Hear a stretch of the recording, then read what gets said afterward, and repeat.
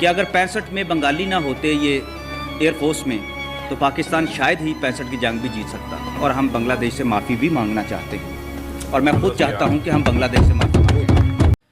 अस्सलाम वालेकुम, मेरा नाम है आसिफ अली और आप देख रहे हैं Asif Ali official YouTube channel. यहाँ पे पाकिस्तान की जानिब से बांग्लादेश से माफ़ी मांगी गई है और पाकिस्तान का कहना है कि 1965 की जंग में बांग्लादेश ने बहुत अहम किरदार अदा किया और भारत को जो शिकस्त दी गई पाकिस्तान की जानिब से उसमें बंगालियों का बहुत अहम किरदार था। भारत पाकिस्तान के शहरों पे कब्ज़ा करना चाहता था और उस वक्त वेस्ट पाकिस्तान और ईस्ट पाकिस्तान एक साथ हुआ करते थे और बंगालियों ने अपना खून बहाया पाकिस्तान को बचाने के लिए। और पाकिस्तान ने बांग्लादेश के लोगों के साथ जो सलूक किया वो 1971 के बाद आपके सामने है। और अब पाकिस्तान के लोगों को ये रियलाइज़ हो गया है कि बांग्लादेश के लोगों के साथ बहुत ज़्यादती हुई थी और पाकिस्तान के सहाफ़ियों की जानिब से, पॉलिटिशियन की जानिब से और पब्लिक की जानिब से बांग्लादेश से माफ़ी मांगी जा रही है। और भारत के साथ बांग्लादेश के रिलेशन बहुत ज़्यादा ख़राब हो चुके हैं और पाकिस्तान और बांग्लादेश के लोग एक दूसरे के बहुत ज़्यादा करीब आ रहे हैं। 1971 में जो मिस्टेक्स पाकिस्तान के बड़ों ने की थी, बांग्लादेश की यंग जनरेशन ने उसको माफ़ कर दिया है और डॉक्टर यूनुस की जो सरकार है उसने पाकिस्तान से अच्छे रिलेशन बनाने का फ़ैसला कर लिया है। और भारत जो 50 सालों से पाकिस्तान और बांग्लादेश को लड़वा रहा था वो इस सिचुएशन से बहुत ज़्यादा परेशान हो चुका है। उसकी 50 साल की इन्वेस्टमेंट जो थी वो पानी में बह गई है और पाकिस्तान और बांग्लादेश करीब आ गए हैं। तो पाकिस्तान की जानिब से बांग्लादेश से माफ़ी मांगी गई है और उनकी तारीफ़ की गई है। मज़ीद क्या बातें की गई हैं जानेंगे आज की वीडियो में। कि अगर 65 में बंगाली ना होते ये एयरफोर्स में तो पाकिस्तान शायद ही 65 की जंग भी जीत सकता। और हम बांग्लादेश से माफ़ी भी मांगना चाहते हैं और मैं खुद चाहता हूं कि हम बांग्लादेश से माफ़ी मांगें। আসসালামু আলাইকুম। 65 সালের যুদ্ধে বাঙালিরা আমাদের সমর্থনে না থাকলে আমরা হেরে যেতাম ভারতের বিপক্ষে। আমরা যে জুলুম করেছি বাংলাদেশের সাথে, এই জন্য আমরা ক্ষমা চাই তাদের কাছে। দর্শক, সম্পূর্ণ ভিডিওটি দেখলে আপনি মুগ্ধ হয়ে যাবেন। आज भी वो याद है, वो सीन मुझे याद है कि मैं 4 या 5 साल का होऊंगा तो मुझे 71 की जंग में मोर्चे के अंदर बैठना याद है कि हुआ क्या था। लेकिन 50 साल गुजर गए, उसके बाद पता चला कि जी उस वक्त एक जंग हुई थी, एक मुल्क हमसे जुदा हुआ था, एक ज़ख्म मिला था। उस ज़ख्म के साथ हमारी आज तक हम उसको ताज़ा ही किए हुए हैं। আমার 5 বছর বয়স ছিল যুদ্ধের সময়, কিন্তু 50 বছর পরে আজকে বুঝতে পারলাম একটি দেশ আমাদের সাথে ছিল, তারা আলাদা হয়ে গেছে। একটা অন্তরে দাগ কেটে গেল, এই দাগ এখনো তাজা।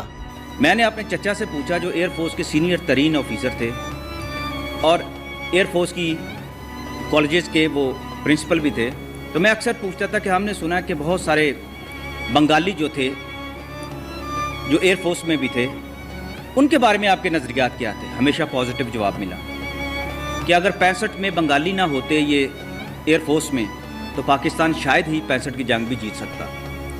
MM आलम का नाम जो है वो आज भी हमारे दिलों पर लिखा हुआ है। আমার চাচা বিমান বাহিনীর সিনিয়র অফিসার ছিলেন। তাকে আমি জিজ্ঞেস করলাম, কাকা, বাঙালিরা নাকি এয়ারফোর্সে চাকরি করতো এবং আরও অনেক জায়গায় চাকরি করতো, তাদের কি ভূমিকা ছিল? চাচা বললেন, যদি 65 যুদ্ধে বাঙালিরা আমাদেরকে সমর্থন না করতো তাহলে আমার মনে হয় না আমরা ভারতের বিপক্ষে 65 যুদ্ধ জিততে পারতাম। একজন বীর যোদ্ধা ছিল বাঙালি MM আলম, সে এখনও আমাদের অন্তরে জীবিত আছে। कि अगर 65 में बंगाली ना होते ये एयरफोर्स में तो पाकिस्तान शायद ही 65 की जंग भी जीत सकता। और हम बांग्लादेश से माफ़ी भी मांगना चाहते हैं और मैं खुद चाहता हूं कि हम बांग्लादेश से माफ़ी मांगें। দর্শক, তাদের মনে বাংলাদেশের প্রতি এত ভালোবাসা দেখে আপনি আপনার অনুভূতি কমেন্ট করে আমাদেরকে জানিয়ে দিন। ভিডিওটি ভালো লাগলে লাইক করুন এবং আপনার পছন্দের মানুষের সাথে এই ভিডিওটি শেয়ার। जी, तो ये था आज का वीडियो। पाकिस्तान के लोगों की जानिब से ये माना जा रहा है कि बांग्लादेश के लोगों ने पाकिस्तान के लिए बहुत सी कुर्बानियाँ दी। 1965 में अगर पाकिस्तान की एयरफोर्स के अंदर बांग्लादेश के लोग ना होते तो आज भारत को शिकस्त देना हमारे लिए नामुमकिन होता। MM आलम जो थे उनका ताल्लुक़ बांग्लादेश से था और उन्होंने भारत के तैयारों को तबाह किया था। यके बाद दिगरे उन्होंने भारत के कई तैयारे जो थे वो तबाह किए थे और उनको निशान हैदर भी नवाजा गया था। और यही वजह है कि आज भी पाकिस्तान के लोग बांग्लादेश के लोगों की कुर्बानियों को याद रखते हैं। बांग्लादेश के लोगों ने पाकिस्तान के लिए 1947 से लेके 1971 तक बहुत सी कुर्बानियाँ दी, और पाकिस्तान के लोगों का ये मानना है कि बांग्लादेश के लोगों के साथ बहुत ज़्यादा ज़्यादती की गई, और हमें इस चीज़ पे बांग्लादेश से माफ़ी मांगना कोई शर्म हमें नहीं इसमें महसूस होती।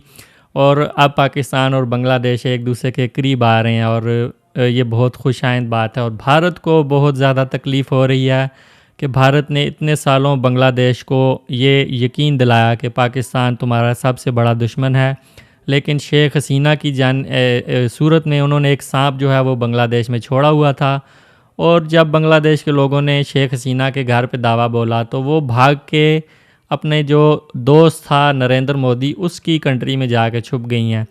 तो बांग्लादेश के लोगों के सामने भारत का और शेख हसीना का जो चेहरा है वो सामने आ चुका है, और बांग्लादेश के लोग भारत से आज़ादी हासिल करना चाहते हैं, और वो नहीं चाहते कि भारत उनके मामलात में दखल दे, और बांग्लादेश की जो फ़ॉरेन पॉलिसी है उसमें भारत दखल अंदाजी कर। पाकिस्तान के लोगों की जानिब से बांग्लादेश से माफ़ी मांगना और ये इतराफ़ करना कि बांग्लादेश के लोग पाकिस्तान आर्मी, पाकिस्तान एयरफोर्स में अगर ना होते तो भारत को शिकस्त देना पाकिस्तान के लिए नामुमकिन होता। और 1965 की जो जंग थी उसमें बंगालियों का बहुत अहम किरदार था, और उन्होंने अपने वतन को बचाने के लिए पाकिस्तानी भाइयों के साथ मिल के उन्होंने जंग लड़ी, और ईस्ट और वेस्ट पाकिस्तान ने मिल के भारत को जो है वो शिकस्त दी।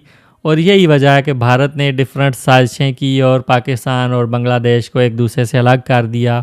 और यकीनन पाकिस्तान के जो बड़े थे उनकी इसमें बहुत सी मिस्टेक्स थी, जिस वजह से बांग्लादेश के लोग पाकिस्तान से अलग हो गए।